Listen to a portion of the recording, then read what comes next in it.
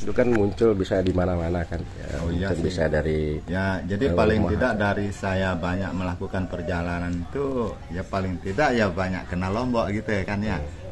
Jadi makanya saya tahu kayak perkampungan adat yang ada di Lombok untuk desa Perigi ini sama apa desa Sade apa itu. Itu kemiripannya kok bisa ini, kok mirip sekali. Cuman mungkin ada perbedaannya di situ. Di situ kalau Perigi itu kurang pantatnya, bisa dibilang tidak ada pantatnya atau lumbungnya itu. Nah kalau di Sade banyak kita temukan yang daerah untuk Lombok Selatan itu gitu. Nah itu jadi ya itu dari perjalanan saya mancing itu jadi banyak tahu.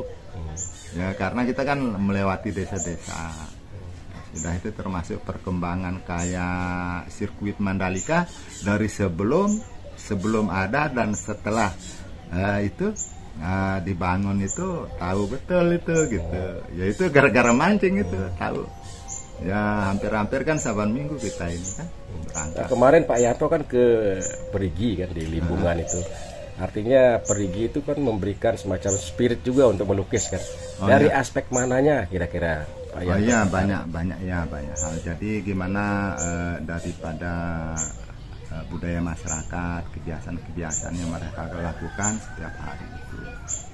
Sudah itu dari mungkin kalau kita bilang dari, kalau saya sebagai pelukis itu dari garis bentuk. Nah dia mempunyai nilai-nilai yang saya bilang dia kalau kita bicara bangunan itu artistik gitu. Dia mempunyai karakter kuat.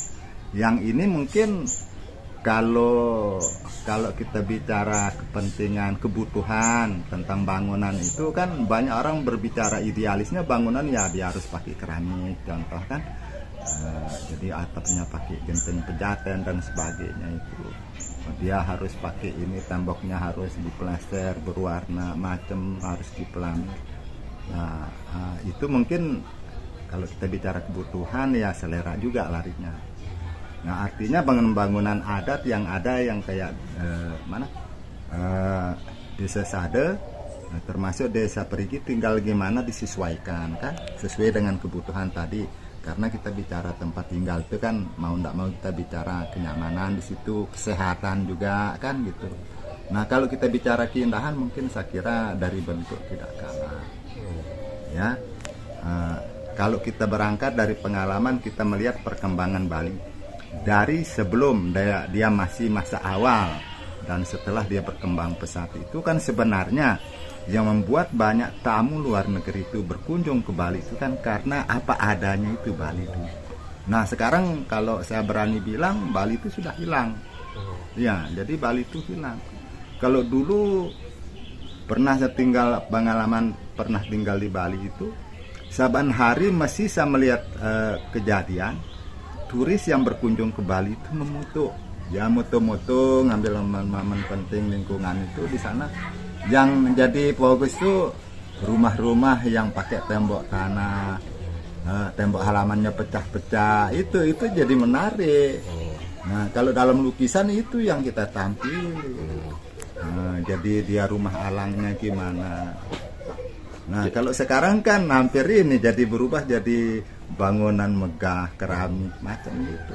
Jadi ada sesuatu keindahan sebetulnya yang diarsiteki oleh orang-orang di masa lalu kan. Iya, Contohnya di Perigi iya, itu kan. itu dia. Dan itu sudah menjadi lukisan sendiri kan. Iya, itu.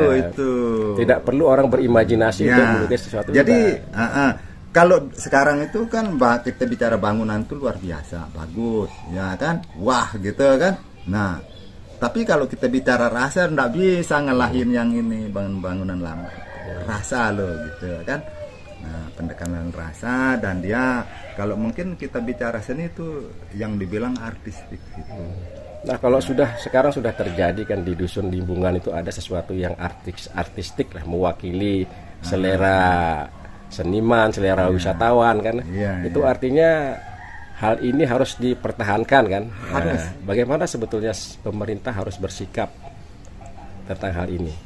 Ya, kalau kita bicara ini nih kepentingan ini ya kalau mau apa adanya bilang ya, artinya orang-orang ini yang ada pada pihak terkait ini ya harus memang yang paham pekerjaan itu gitu, nggak bisa asal pasang gitu.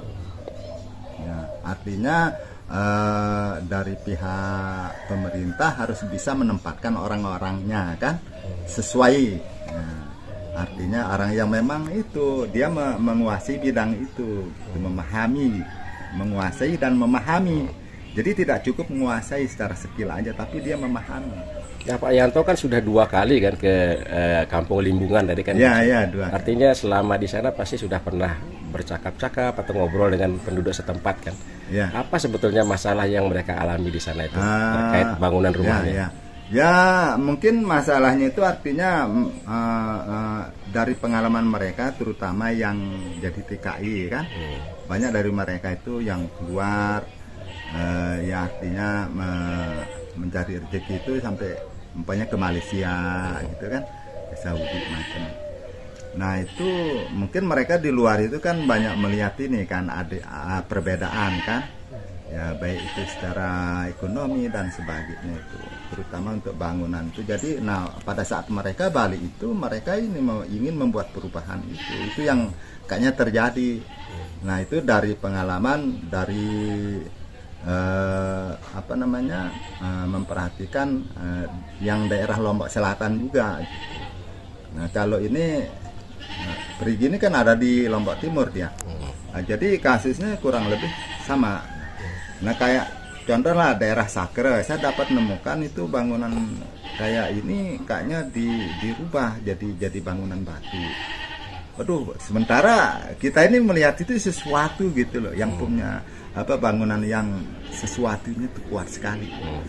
Kalau kita ngelihat perbedaan dari daya tahan masyarakat untuk mempertahankan bangunan itu antara Sade dengan Perigi kan, khususnya Kampung Limbungan. Kalau di Sade kan sekarang turis sudah rame kan, artinya mereka punya daya tahan lah karena aspek ekonomi mereka agak terpenuhi kan.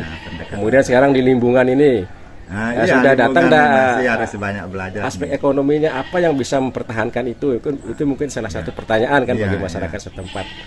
Nah kira-kira cara mengatasi itu mungkin dalam perspektif Pak Yanto sebagai pelukis tuh bagaimana sebetulnya? Karena tradisi-tradisi yang mungkin bisa memperkuat masyarakat mempertahankan bangunan itu mungkin belum tergali kan sekarang. Kira-kira bagaimana caranya itu? Ya saya kira ini ya pendekatan dari ini, kepedulian dari pemerintah setempat juga. Ya artinya itu menentukan hasilnya kan, hasil lahir. Jadi artinya orang Perigi dalam hal ini juga tidak perlu ini merubah itu, meninggalkan apa adanya dirinya itu gitu. Jadi apa yang memang dia punya itulah dia kekuatan. Tinggal sekarang bagaimana melengkapi. Ya contoh kayak perkembangan di Sesade kan. Nah artinya secara perlahan pasti masyarakat di Sesade bisa artinya menyesuaikan diri kondisi yang ada itu ya, termasuk kita bicara ekonomi jelas di sini. Nah sekarang kayak desa Perigi sebenarnya dengan desa Sade itu tidak jauh beda kalau latar belakang kehidupan mereka sehari-hari. Ya rata-rata mungkin di situ petani macam kan. Nah ini jadi berangkat dari sini ini saya kira ya sama aja. Tinggal sekarang bagaimana itu kita lihat sebagai sesuatu yang bisa mendatangkan dolar sebenarnya gitu. Sebenarnya kan turis itu mereka ingin melihat itu bentuk kehidupan asli daripada budaya masyarakat setempat. Kenapa harus ditinggalin gitu loh? Kenapa mereka harus merubah diri? Nah, yang turis mau datang ke Desa Sade itu mungkin di situ dia ingin melihat bagaimana bentuk bangunan itu, ya, gimana masyarakat kok bisa tinggal di tempat seperti itu. Itu kan suatu perbedaan. Nah, jadi jangan ditinggalin.